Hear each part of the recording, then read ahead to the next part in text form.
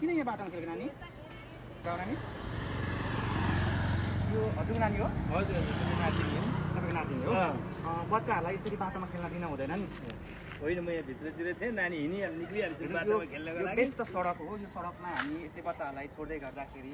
सडक दुर्घटना हुन सक्छ यो बाटोमा अत्याधिक गाडीहरू कुदिरहने भएकोले गाडीको अत्याधिक चाप भएकोले गर्दाखेरि धेरै दुर्घटना घटिरहेका छन् त्यस कारणले गर्दाखेरि बच्चाहरूलाई बाटोमा खेल्न दिन हुँदैन आगामी समयमा चाहिँ हजुरले बच्चाहरूलाई ख्याल गर्नु होला र कहिले पनि बच्चालाई एक्लै बाटो आउन छोड्दिनु होला धन्यवाद हामीलाई सल्लाह सुझाव दिनुभयो त्यसमा धेरै धेरै हामी बाटोमा यात्रा गर्दै गर्दा हेलमेट प्रयोग गर्नुपर्छ बाइकमा हामी कुदाउँदै गर्दा हेलमेट तथा हेलमेटमा क्लिप लगाउनुपर्छ त्यसै गरी हामी बाटो क्रस गर्दै गर्दाखेरि जेब्रा क्रसिङबाट मात्रै बाटो क्रस गर्ने गर्नुपर्छ हामीले बच्चाहरूलाई बाटोमा खेल्न दिन हुँदैन ल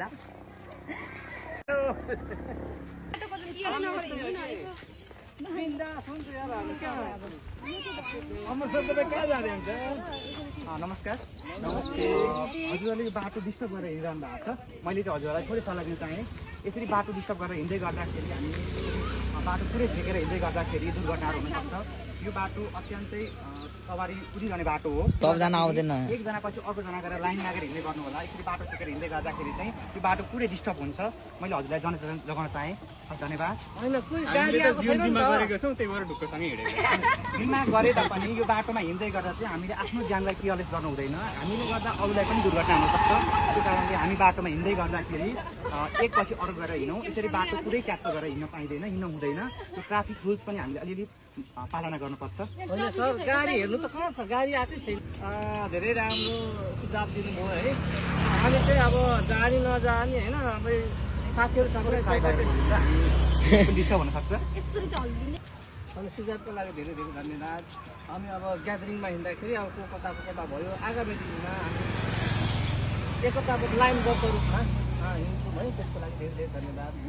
हामी एजुकेटेड पर्सनहरू हामी हिँड्दै गर्दा हामी आफू सजग रहनुपर्छ र अरूलाई पनि सकारात्मक सल्लाह दिनुपर्छ हामीले ट्राफिक रुल्सको बारेमा आफूले जानेको कुरा अरूलाई पनि सिकाउनुपर्छ हजुरलाई धेरै धेरै उदयपुर गाईघाटमा छु आज भर्खर यहाँको स्थानीय संस्थाहरूले सौजन्य गरेर यहाँ एउटा यात्रीहरूलाई हेलमेटको प्रयोग किन गर्ने यात्रा गर्दै गर्दा हेलमेटको प्रयोग गर्दै गर्दा तपाईँको सुरक्षित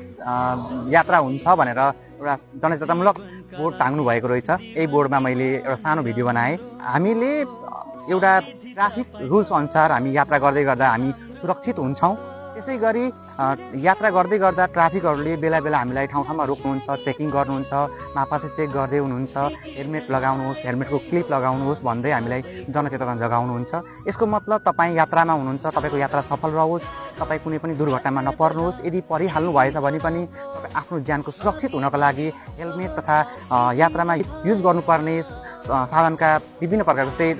सेफ्टी बेल्टहरू जस्ता कुराहरूलाई अनिवार्य प्रयोग गर्नुहोस् भन्नको लागि जनचेतना जगाएको हो।